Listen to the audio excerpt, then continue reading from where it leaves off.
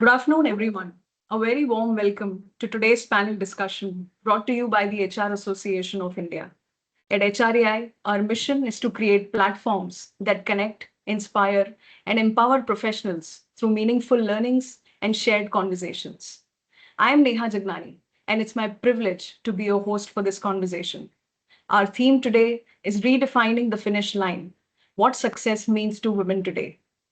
Through this discussion, we'll explore how perspectives on success are changing, the challenges women continue to navigate, and the choices that shape their journeys across professional and personal spaces. Throughout this conversation, if you have any questions, feel free to drop them in the chat window and we'll make sure they reach the panel. Now it's my pleasure to introduce our moderator for this session, Lipika Verma. Lipika Verma is the Vice President HR at Schneider Electric in India with close to 3 decades of experience across multiple domains of HR. She has worked extensively across different industries in varied country, regional, and global roles. Lipika is an HR thought leader and a well known speaker, also respected for her innovative and transformational HR work, including some in the DEI space as well. Beyond her science background and an MBA degree, she has been certified by INSEAD Paris. She continues to create an impact on the HR landscape in India and beyond. Without further ado, I now invite Lipika to take over and lead us through this exciting discussion. Thank you so much, Neha. Thanks for having all of us here today. Good afternoon, everyone, and it's a true honor to welcome all of you on a Monday afternoon as we gather with a all women panel today. In fact, this is one of the times when I'm actually moderating an all women panel. So super excited to do that. And we are here to, recognize the achievements, the journeys, the voices of women everywhere. And this year, as you know, as far as the International Women Day is concerned, this year has been an year where the theme has been Give to Gain. And what it really means is around encouraging collective support, investment, opportunities, mentorship for women. We're also looking at building on the idea that empowering women benefits society as a whole. Now, while I was thinking through it, we thought, what is a better way to mark this occasion with a conversation led by some of the most inspiring HR leaders in our industry. And on that note, let me welcome our speakers for today. And I would try and introduce them in short, referring to my notes on my phone. And of course, you can connect with them online through LinkedIn. First and foremost, let me welcome Rajita Singh. Rajita is the Chief People Officer at Kyndryl India and Global Delivery HR Leader overseeing HR operations. Previously, she led HR at Broadbridge Financial Solutions India, strengthening the company's reputation as an employer of choice. She is also the youngest convener of the CII HRIR panel for the state and actively engages with NASSCOM. Welcome, Rajita. We next have Sonika Aron. Sonika is the founder and CEO of Marching Sheep and a respected voice in the DEI space. Her firm supports 300 plus clients across 80 countries, driving progressive HR and inclusion practices. She is also actively involved in awareness initiatives and supports an NGO rehabilitating acid attack survivors in India. Welcome, Sonika, and look forward to hearing a lot from you and your experience. We next have Manu Sehgal, a very well-known name. She is the country manager India at Hayes with over 20 plus years of experience in business transformation, P&L leadership, and strategic workforce solutions. Known for her inclusive leadership and client-centric approach, she has led high-impact teams and driven growth across sectors. She holds a PG Max from ISP Hyderabad. Welcome, Manu, and look forward to learning a lot from you. Last but definitely not the least, we have Dhanashri Thakkar. Dhanashri is the head of human resources and distribution training at Bharti AXA Life Insurance, leading the people, talent, and culture agenda to drive organizational growth. With nearly 2 decades of experience across sectors such as automotive, media, retail, BFSI, and consulting, she's worked with organizations including McDonald's, Conferry, Mahindra and Mahindra, Kotak Life Insurance, and Future Group, with exposure across India and China. She holds a master's degree in psychology and has completed the general management program from IIM Ahmedabad. Welcome, Dhanashri, and welcome to the entire panel. Look forward to some interesting discussions and conversations as we move forward to the session. So, as I was thinking through this topic, and the topic is around redefining the finish line, what success means to women today. Some of the things which came to my mind was around that for the longest time, in terms of women, success has been framed in narrow terms, probably around promotions, around linear growth, so to say, around titles, around reaching predefined milestones. But today, women are reshaping that definition. And success is no longer a single finish line. It is more like a spectrum, a journey, and often a deeply personal choice for that matter, because it really is different for different people, in my view. I was trying to recall this quote from Serena Williams, who beautifully said one of the days that the success of every woman should be the inspiration to another, and we should raise each other up. In fact, I've been personally working very closely with a very senior leader within Schneider Electric. And in one of the conversations with her, she was based in US, and she said, we have to raise each other. We have to take bets on women. We have to give them opportunities when they themselves are not very sure that they'll be able to do that role very well or succeed in that role. And that's how women would be able to achieve what they're aiming for. And these two things resonated with me somewhere because I had read this from Serena Williams. Annette, whom I'm talking about, also talked about it. And somewhere it's all relatable. And that is exactly what we are here to do today. We're here as a team of all women panelists to learn, to inspire one another, and to elevate one another. Now, if you look at the success for women today, may mean leading teams, it can mean organizational transformation, or maybe pursuing some passionate projects. It may also mean, a lot of flexibility, a lot of balance, or the freedom to design something which is probably aligned with the personal value of that individual. But what it also means is a lot of resilience, because behind every achievement is a clear story of navigating a lot of biases, navigating responsibilities, expectations that are rarely acknowledged but kind of felt from within as far as women are concerned. And just before this panel, we as a set of panelists were discussing all that how we have sorry, maneuvered through our responsibilities at home. How do we do multitasking? How do we juggle like five balls together, and things like that? And these are things that we feel very strongly as women, but it probably doesn't get acknowledged all across. Now, in this evolving landscape, I think HR leaders have played a crucial role. I would think they have shifted workplaces from being merely compliant to being a truly inclusive and a DEI organization. And the women who we have today on our panel have been at the forefront of driving that change. So, today we'll explore a lot of questions around, how are women redefining success across different stages of life, different stages of their career, what enables them to drive on their own terms, how are organizations really creating that ecosystem where women feel empowered to choose her own agenda, her own finish line, so to say, which will be different for different people, as I mentioned. And those are the questions which I'm going to ask the panelists, and let's hear from all of them. So, on that note, very happy to invite Manu for my first question over there. So, Manu, my first question is around the fact that how do you feel the traditional definition of success, like I mentioned, like titles, promotions, Mhm. milestones, is changing for women today.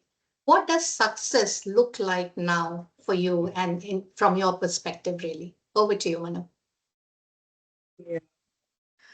Um, yeah, that's a fantastic question, Lipika, because it really, it captures a major cultural shift that we are seeing today. I do believe that the traditional definition of achievement is changing, not just incrementally, but also fundamentally. I think for the long time, progress was defined in very linear and external terms. Climb the ladder, uh, get a title, hit a milestone. And often these milestones were also within the timelines designed in a very different era. Be a VP when you are in 30s, be a CXO in 40s, and things like that. So it was quite tight and it was defined in that way. That model assumed one straight path and one dominant, expression of ambition. But what we are seeing today is a shift. It's a shift from climbing the ladder to building a landscape. You know, growth no longer looks like a single peak, like you were also mentioning. It looks more like a mountain range now, with different summits at different stages of life.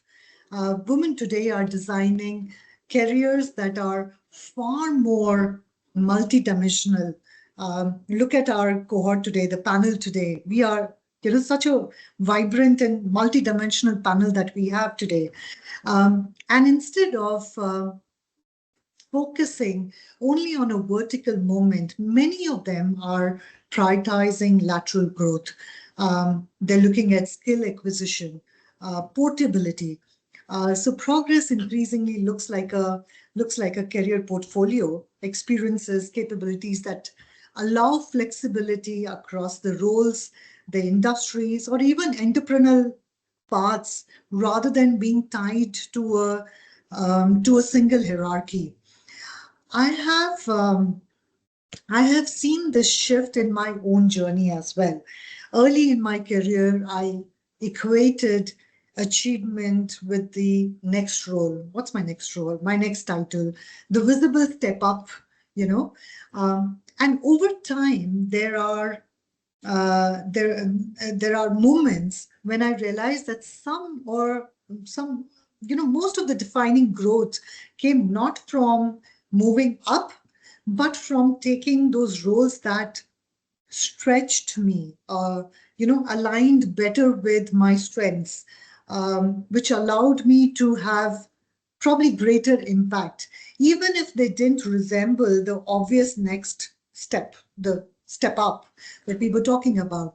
And that reframed progress for me from advancement at any cost to advancement with intention. So that's clearly one shift.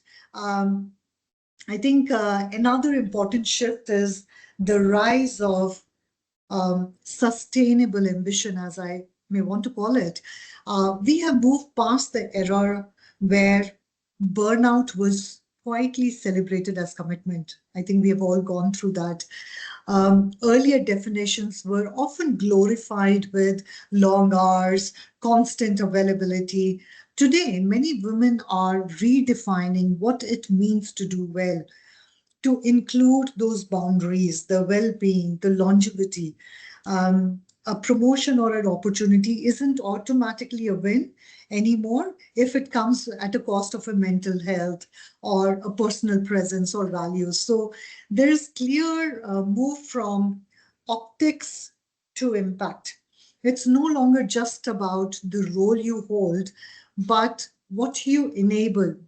Um, Mentoring others, building inclusive teams, solving some meaningful problems, and contributing something very personal driven. We are also today talking about integration rather than balance. There used to be a term, very, very famous term, the work-life balance, we used to call that, right?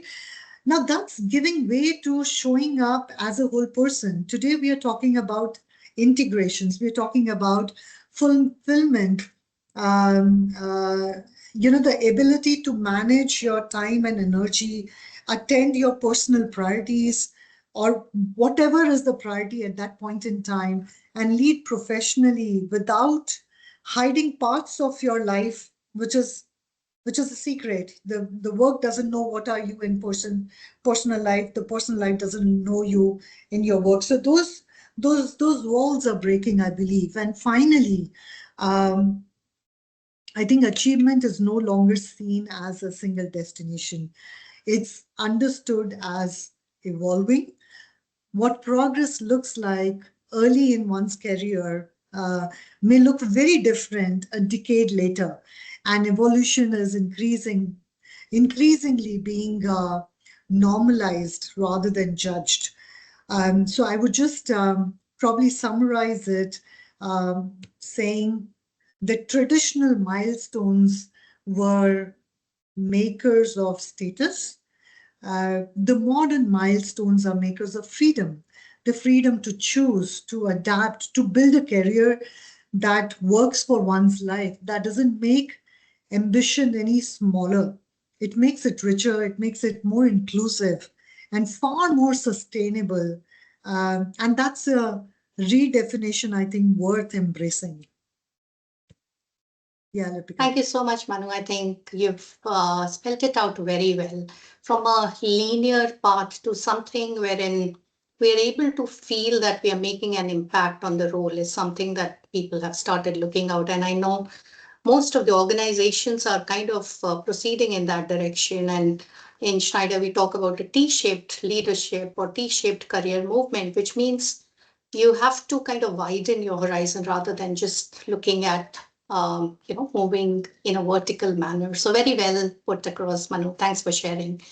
My second question is to Rajita, and what I wanted to ask you, Rajita, is that are women today designing careers differently? Are they prioritizing flexibility, maybe purpose, or personal alignment over a conventional growth path? Manu covered it a little bit, but maybe you can throw a bit of light on this question. Thanks, Lipika. I wanted to say Manu covered it all, but thank you. So let me shift gears from what my original thought was, right? I wanted to share with regards to how ambition has changed and things like that. But what I want to do is let's take an angle of stories. Okay, how many of you know Devdutt Patnaik? I don't know, but he's supposed to be the person when it comes to mythology, right? So for a longest time, careers were viewed like a single path from the top, climbing to the top. I think Manu's already shared that, what success looks like once you reach the highest peak. But mythology actually reminds us that there has never been just one way to live a meaningful life. Today, success and career is all about meaning. The work, in fact, the research world has taken to it so much that since the last decade plus, everybody is talking about how meaningful work, meaningful life is important, and how you need to give time to yourself. So, in many Indian stories, with different characters, you'll see that there is a different definition of success.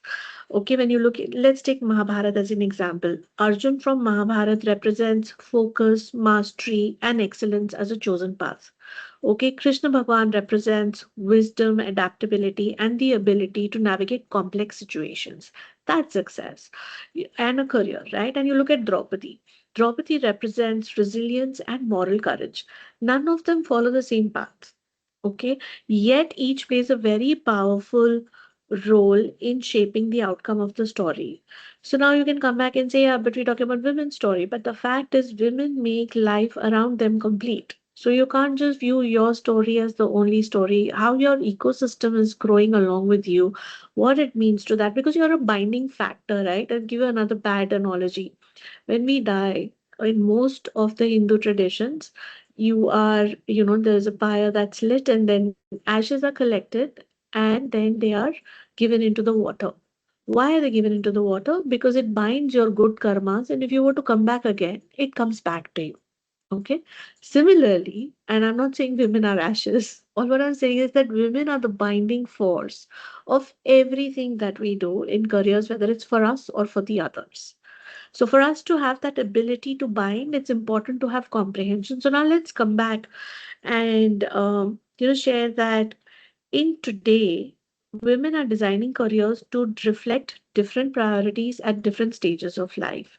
Just before joining this call, a couple of our panelists, we were discussing how kids are at different stages, how it's peaceful for the kids to go in another car, how it's peaceful just to see them grow, already out and about. So I think it's a very holistic view that women are taking now, and women have also gotten into a lot of, I would say, leadership and technology related roles. If you see today with agentic AI coming in, what is the latest skill that is in demand? It's human skills. And women have the immense ability to connect the dots.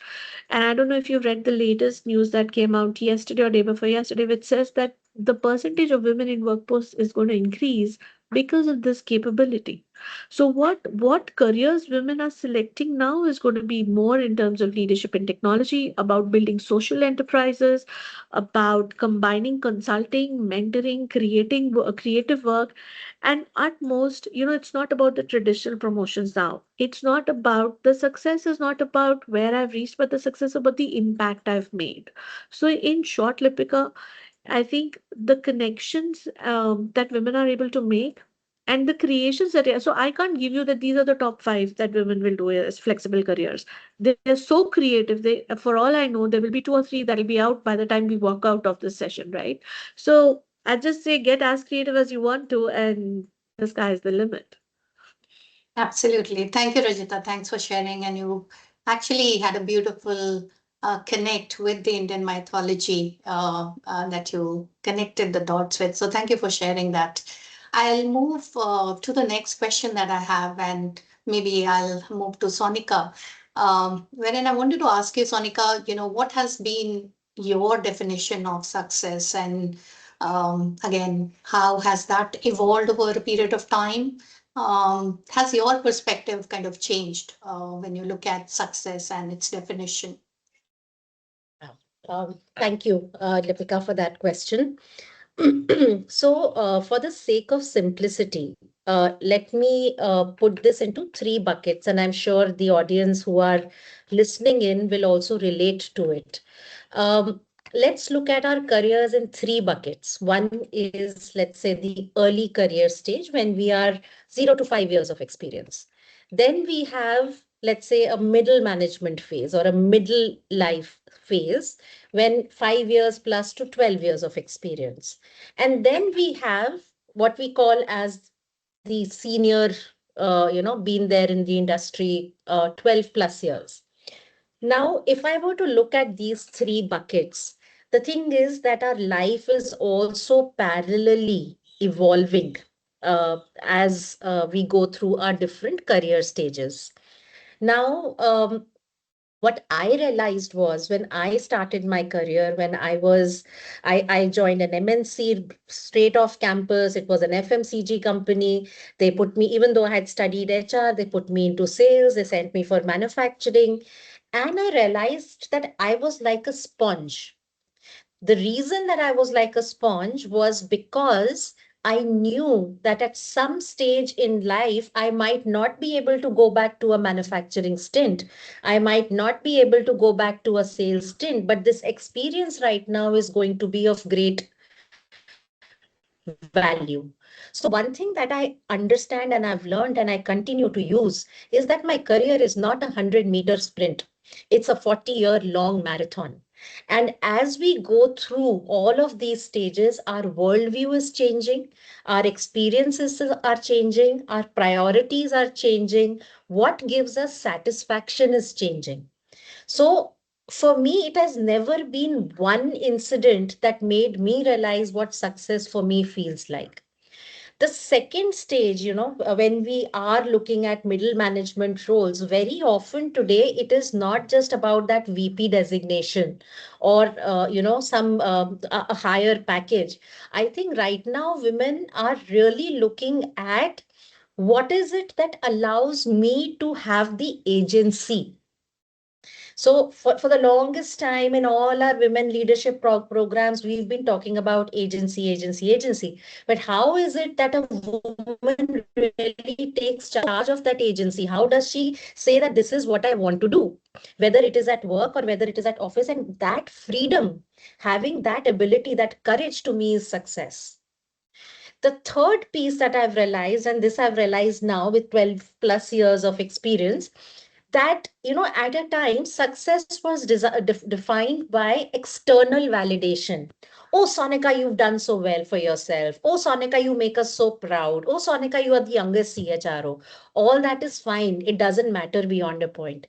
But am I able to sleep well at night because I have helped 10 acid attack survivors get a job, or because I have placed in 1 month, I have placed 100 people with disabilities, or I have impacted lives of, let's say, 100 women.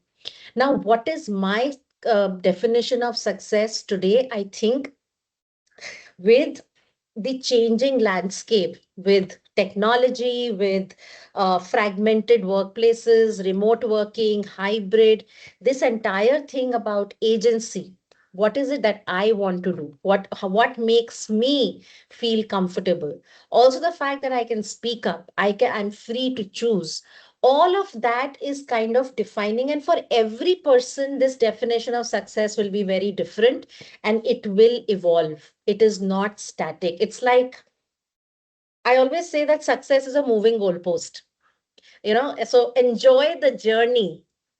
Don't think that, you've reached a destination and you'll be happy, living happily over there ever after. That doesn't happen, because the moment you reach some place, you're already thinking what next. And that is human nature. There's nothing wrong with it.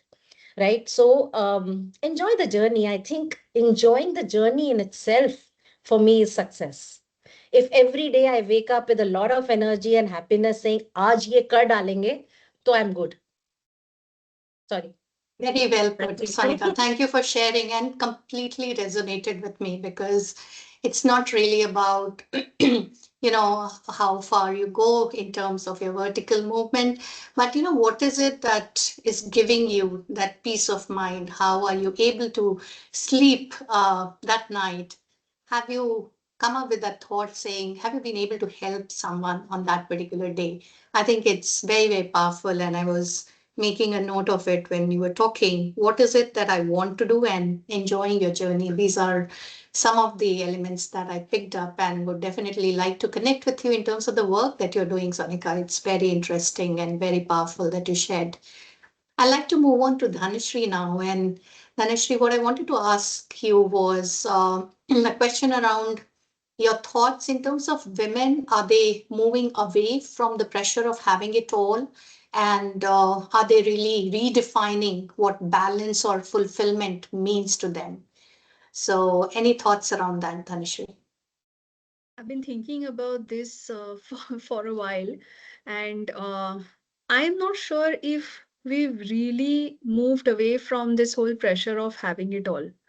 Okay. And that led me to thinking that are we almost, is it coming in our DNA that we are more unhappy than, the other genders in general?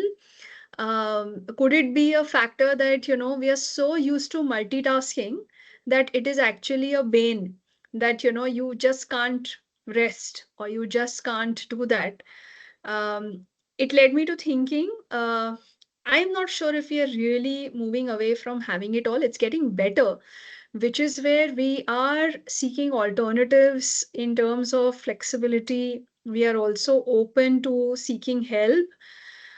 But for me, a true marker of change is not just, women like us who are in this group, but we all survive because we have fantastic housekeepers at home, right?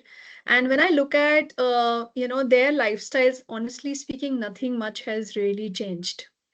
Okay. Or if I even look at colleagues, beyond a certain economic strata and education strata, if I just within the same office go and ask young girls, or go to category B C cities, okay, I'm not sure whether having it all, or do they even feel they have, they have the freedom to have it all.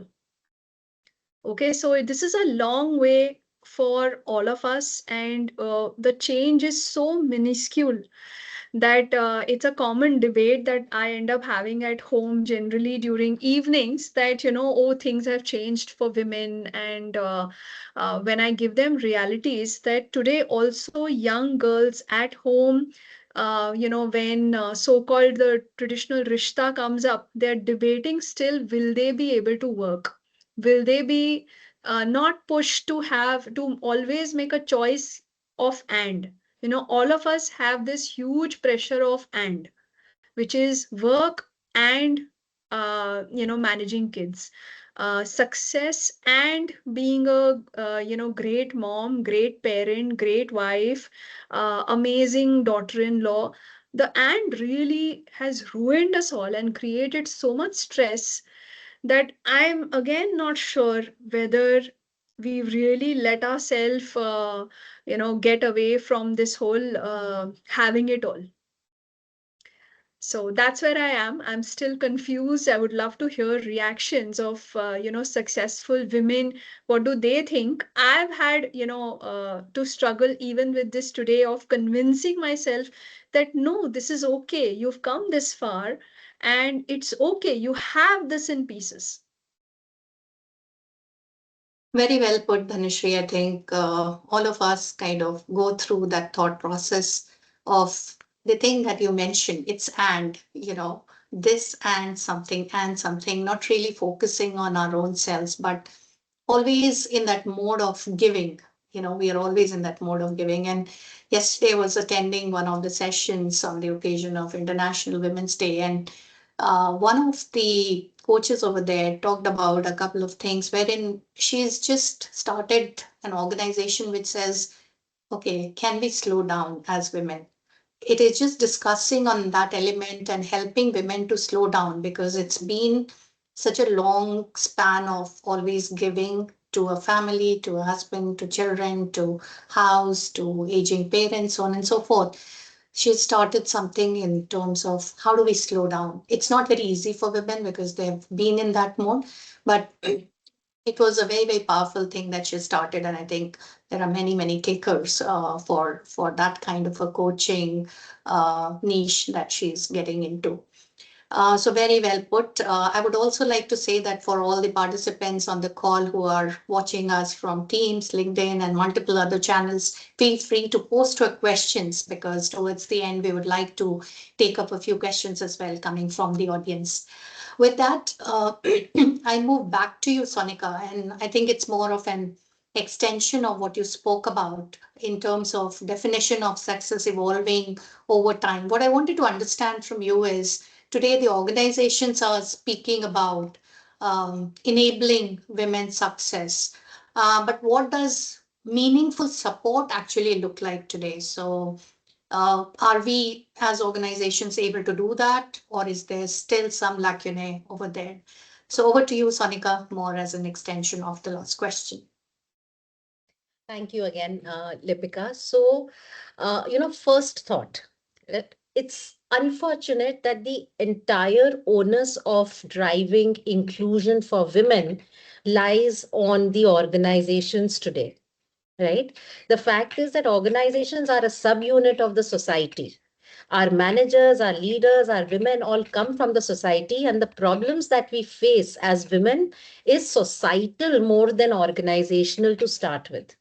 So the biases that people carry to the workplace, the stereotypes that exist, that is not a function, that was not born in a boardroom, that was born at home, right? When a girl child was given a Barbie or a doll to play with, and a guy was given a Nerf gun to play with, and then the boy was said, "Chal, come, I'll take you driving, I'll teach you how to drive," and the girl was told, "Nahi, you help mama in the kitchen."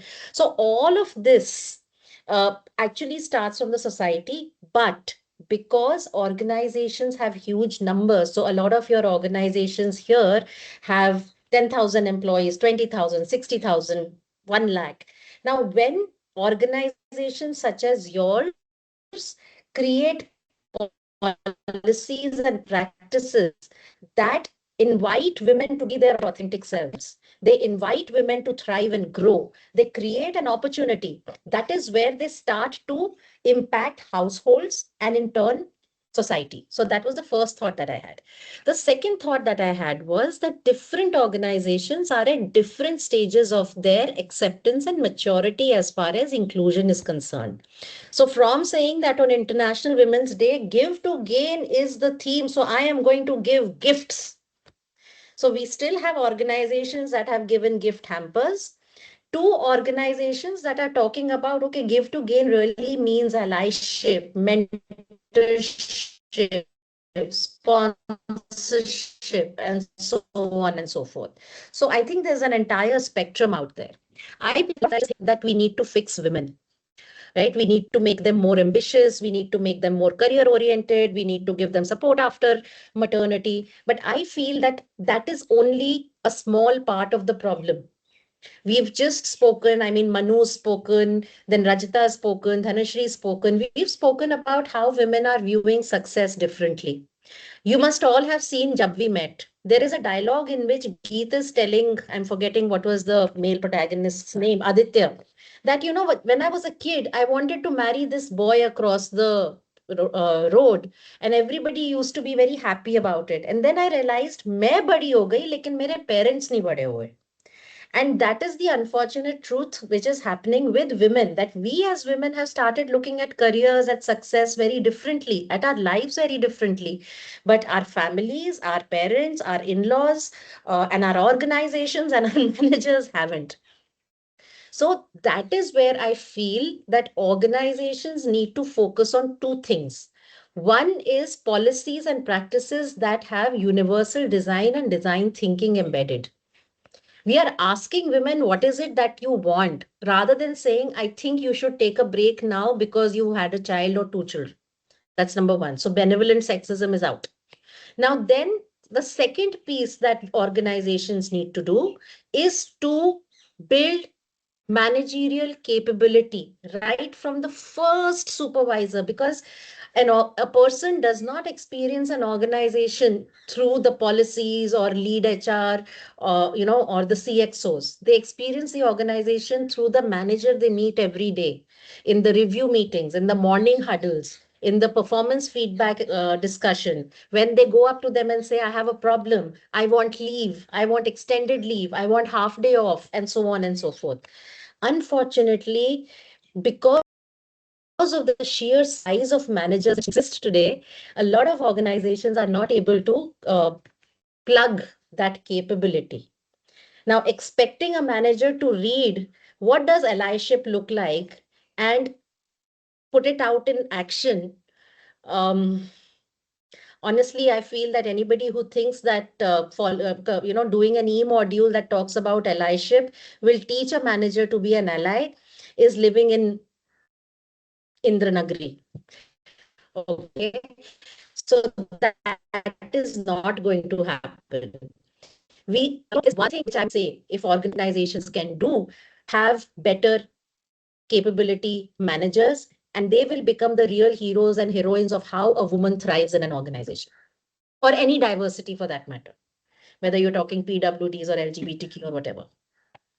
No, thank you, Sonika, for sharing that. I think it's a lot around, doing what a woman employee is needing rather than doing what they think is the right thing for them to do.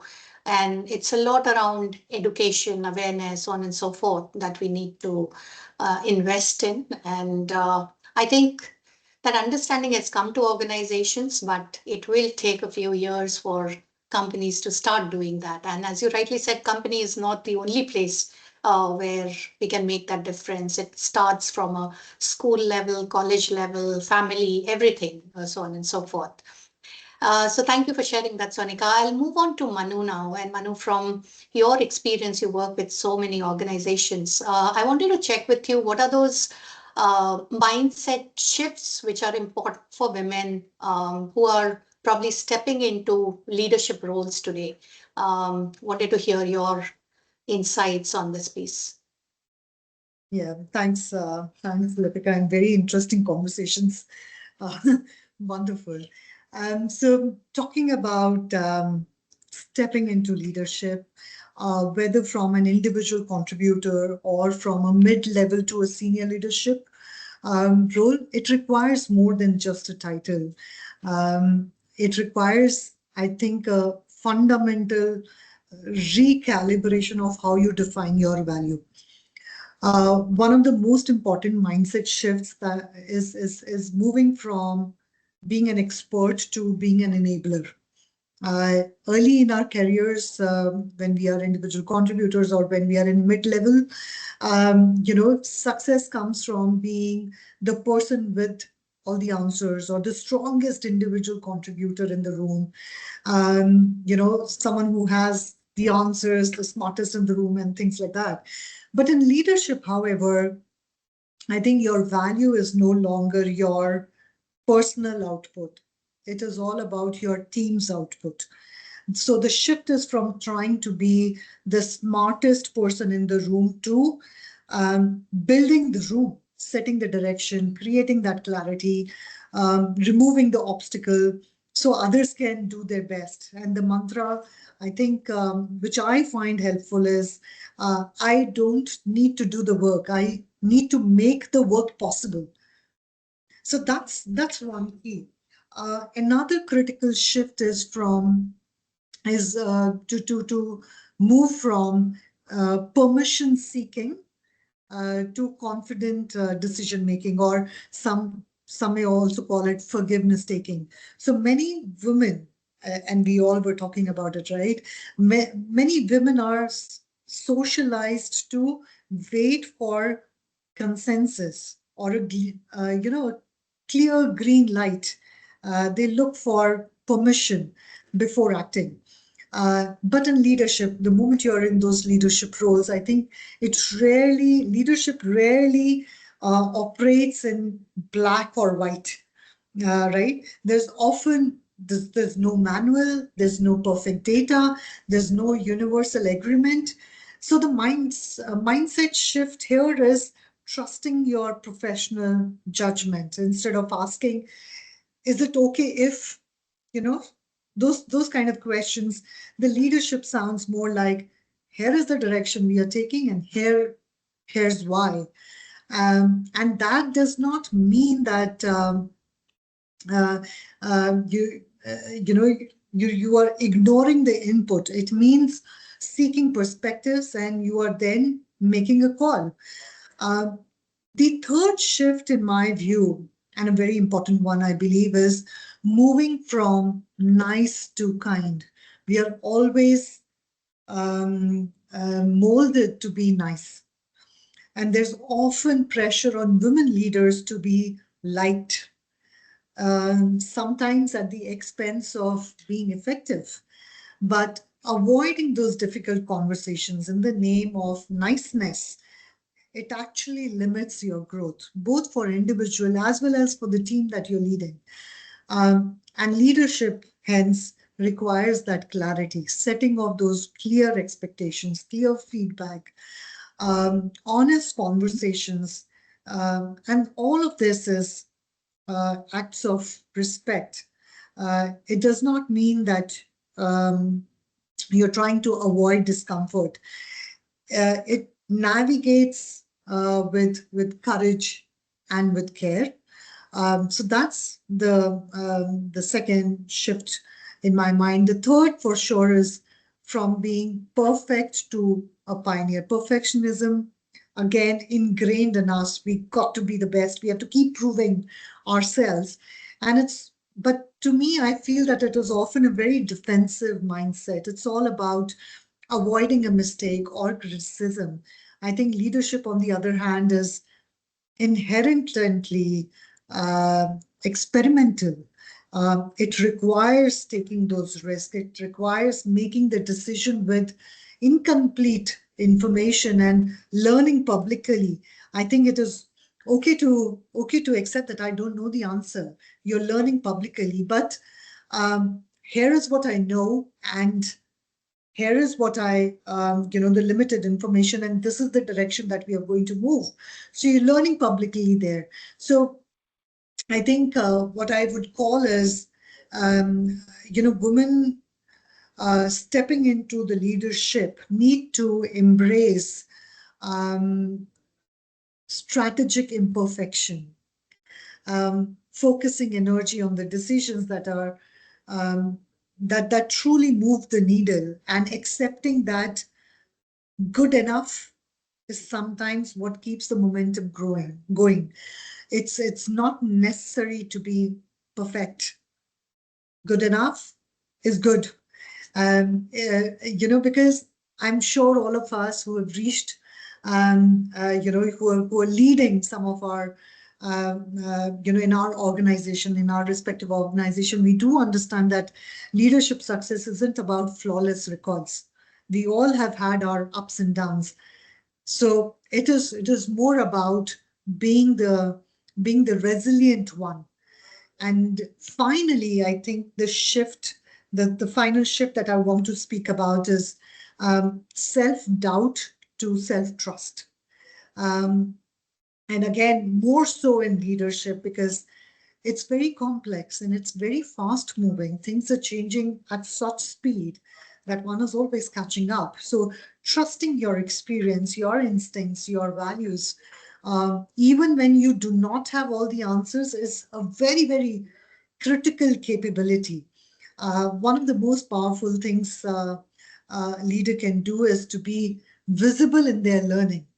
And when a woman in leadership says, I don't have the answer yet, but I know how we will find out the answers, she's not only building credibility, she's giving others a permission to be human. She's giving others a permission to be curious, courageous. So if I were Sure. to summarize, Lipika, um, leadership today isn't about fitting into an old mold. It's about leading with clarity, with conviction, and a conscious choice, and trusting that you don't need to become someone else to lead effectively. You can be your own authentic self. No, thank you for sharing. Again, I think it would resonate with all of us on the panel, what you are sharing, Manu, and very, very powerful because authenticity, being present over there for our teams, I think that's much more of a need today than, as you rightly said, being the smartest person in the room. So thank you for sharing. I'll move on to Dhanashri now, and in the interest of time, and since we wanted to take a couple of questions from the audience as well, Dhanashri, if you can take a couple of minutes to just talk about what role do allies, which is in terms of leaders, organizations, and families, they play in enabling women to define success on their own terms. If you can throw some light on that. And then we'll move on to Rajita before taking a few questions from the audience. Over to you, Dhanashri. Sure, I'm just resonating with whatever's heard so far. Okay, so adding to what Manu said earlier, and what Sonika said earlier, I think, see, at a sociological level, this is to make changes for any gender is about a big sociological change, which is about how we think and therefore how we start treating any gender, which is a long process. Okay. In this, I would say I'll break it up into two parts, right? First, to keep it crisp, I think I agree that, as women, I'm sure we've all heard the adage कि हमारे पहले ज़माने में मुश्किलें थी या freedom fighters did this, that is why we have it easy, right? I think as women, we have this huge unsaid responsibility to be better, okay? To what Manu just said, I know the internal struggle that, accept that you're enough. But when I actually challenge and bring this perspective, and I say, it's a dichotomy because I have to be better. I have to be better. I have to fight to be the best in the room because you know what? If I fight, women who come after me may have it easier. शायद मेरी लड़ाई से उनको ज्यादा मौका मिल पाए, उनको शायद अलग से ट्रीट कर पाए, and perhaps women before me did this so that I have it a little easier. Okay, so I don't think, I don't think we have the opportunity to take it easy. Okay, we have to ensure we fight for what we want, which means, like I said, the lens of success of this is not just about women who are like us on this group or who are attending this or women who are on LinkedIn. For me, it is about women who support me so that I'm working in office. Okay, which means I have to ensure that I'm always the best. Okay, and uske liye I have to bear that stress. That's something which I have to deal with and learn to be still authentic. Second, it's a big change which is responsibilities for organizations like us. Societal change तब होगा जब हमारी सोच बदलती है और हम ये लड़ाई लड़ें, right? Second, organizations, we have to stop practicing and enabling, move away from the and, which means nurturing is no longer just women, it is anyone, it is any gender. So therefore policies which enable change is something which is accepted. Also, as societies back at home, okay, first our own conditioning, we have to stop accepting that, you know what, घर संभालना आपकी जिम्मेदारी नहीं है सिर्फ, it is everyone. The minute we start normalizing all of this is what helps. Yes, as policy level flexibility, again, we get into a big question mark that why only women? I'm sure आपने Women's Day जब celebrate किया, typical first question आता है that यार men's day भी तो celebrate करो, men's day क्यों नहीं करते? And my only submission to that is जब तक women equal नहीं होती तब तक हम ये celebrate करते रहेंगे, क्योंकि उनको याद दिलाना और सबको याद दिलाना जरूरी है कि अभी भी we are barely a certain percentage of the entire workforce. So, yes, all of us, including women, have a huge responsibility to be the best, to pull another up of the same gender so that it's easier.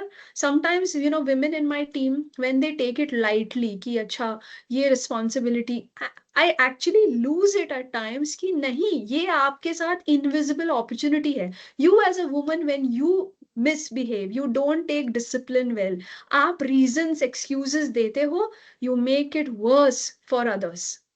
So I think it's a huge responsibility that we will continue having. This will continue for a decade or two at least when we Yeah. start seeing a visible change.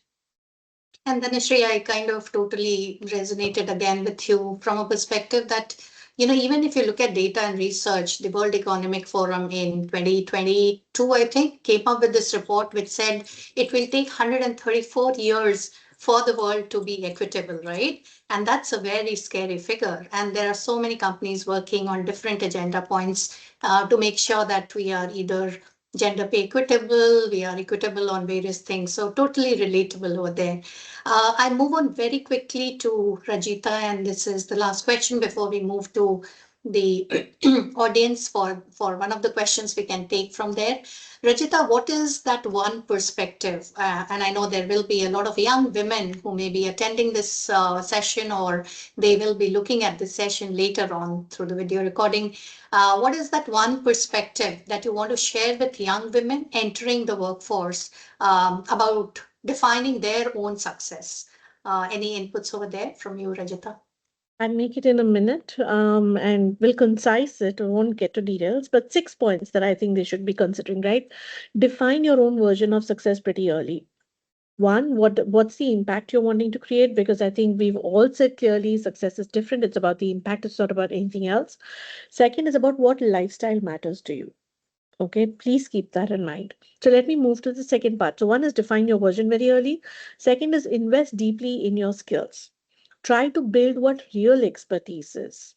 You won't believe it. Some of the most successful people who I met have degrees of masters and doctorates in psychology, in sociology, in anthropology. So that's where the world is going. So try to figure out what matters on that. Third, speak up and take ownership.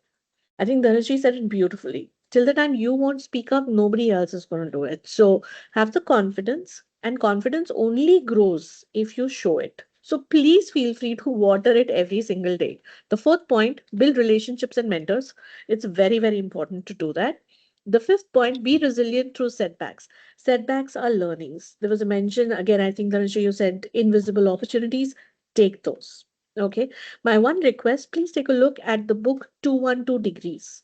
It's brilliant. It's all what I wanted to cover over here. And the last point, what I will say, keep redefining success as you grow. I'm forgetting who said it, but there are three stages to life, they said, right? When you start off, please have a different definition of success as you move along. Just having one will not be the same. Back to you, Lipika. Yeah, I mean, I was just thinking about what you said, Rajita, in terms of speaking up, have that confidence. I think I've heard it from a number of women leaders, including Indra Nui and, Lena Nair. They have always been saying that if you want to do something, raise your hand, speak up. If you want to take up something which is seeming very difficult, but you want to do it, raise your hand, take it up, and move forward. So I think with that, I really wanted to pass it back to Neha for one question. Neha, I don't know if we have time. And after that, I'll just close the session with a few words. Neha, over to you. Thank you so much, Lipika, and everybody for sharing your insights. We'll just take this one question. It is by Shreya. It says, in fast paced corporate environments, how can women ensure they don't lose their sense of self while chasing professional growth? It's open to any of the panelists. Anybody can pick it up. I can just do a very humorous answer to it. One of the times when a very, very hectic program was running in Schneider, and we were all very tied up with it. Someone asked me, saying, "What is your next move? What is it that you're going to do next?" And my answer was that I need an uninterrupted 8 hours of sleep, because at times you just need to have that sanity. You just need to be in control of yourself. You can't be running all the time. So I think at that point in time, my answer seemed very weird, but at that point in time, I just needed that uninterrupted 8 hours of sleep because I was just running for the last, 6 to 8 weeks. So that's my input on that. But I let Sonika, kind of answer that question and add on to what I shared. Thank you. I'll just share my small little tip. Um, I think that we as women are taking micro decisions every day, where to be, where not to be, what to do, what not to do. And what I have found to be very helpful is to ask myself, what is going to be the outcome of a decision that I'm going to take, and what is negotiable and what is non-negotiable for me in that moment. And I'll give you two examples. So my daughter plays football and she has a lot of matches, and I travel 15 to 20 days in a month. Now I cannot attend any of her matches. Now when she comes throwing a tantrum, I tell her that, dude, I'll attend the next one. It's fine. I mean, kuch pahad nahi toot padega. And in that moment, for me, my non-negotiable is my work commitment, what I'm giving back through my work. I'm very clear about it.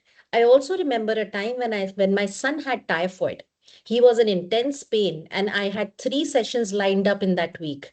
I cancelled all of them without any guilt. And interestingly, when I communicated that to my clients, clients were also very, very accommodative. So here I want to say two things. Ask yourself what is negotiable and what is non-negotiable to you. Taking a decision, how is it going to make you feel within? Are you going to go out, with your head held high, or are you going to go out feeling कि यार बस कर दिया करना था तो? That was one. The second thing I always tell myself that, dude, you took your decision. Now, if there is going to be an outcome or an impact 10 years later because of that, deal with it. Don't crib. Because any decision that I take now will define what is going to happen 5 years from now, 10 years from now, 15 years from now. It will come back. So these are my two tips. Just Thank maybe you I if so I know much. may. Manu has raised her Yeah. hand. Just 30 seconds, Manu, before we Yes, close. 30, Yes. 30 seconds. And just adding on to what Sonika mentioned, women can stay grounded by, like she mentioned, defining your personal values, setting very clear boundaries, and also what is important is regularly reflecting on what success means to them. Prioritizing your well-being, nurturing your relationships, choosing growth opportunities which are aligned with your purpose. It helps ensure that ambition doesn't come at a cost of authenticity or self-worth. So if you are tuned, if the purpose is right, and if the opportunities that you're aiming at are aligned with that purpose, there's this it's not coming at a self-worth or at the cost of authenticity. So stay authentic. Sure. Thank Thank you, you so Manu. much. Thank you, Thank you, Manu, and Manu. thank you. Thank you, Sonika. I just would like to close it by a couple of sentences, Neha, before I give it back to you. I really wanted to thank all of you, my speakers, for the insights that you shared, for the authentic conversation we had over here. And I think we have come to really get closure to the point that there is no single definition of success. I think there should never be a single definition. So, one of the key messages that I would like to draw out from here is that women don't need to reach the same finish line. It is, we simply need the freedom to define our own. And I've been summarizing points shared by all the speakers, and I'm sure all of you who have been the audience today would have taken some nuggets from the rich and powerful conversation that we had over here. So, thank you to all the speakers, thank you to the audience, and thank you everyone who really continues to champion inclusion every single day. With that, let me hand it back to you, Neha. Sure. Thank you so much, Lipika, for beautifully driving this conversation, our panelists today for sharing their insights, and the audiences for joining us today. The discussion has truly offered meaningful reflections on today's topic, and I'm sure the audiences will leave with some fresh takeaways to reflect upon and apply. We look forward to having everybody with us in our upcoming session as well, which is on returning with impact, reclaiming the narrative after maternity leave, which is scheduled on 12th of March from 3 p.m. to 4 p.m. Until then, stay inspired and stay connected. Thank you so much, Sonika, Manu, Dhanashree, and Lipika. Thanks, everyone. Rajita. Thank you. Bye. Thank you. Thank you. Thank Thanks you. a Bye lot. bye.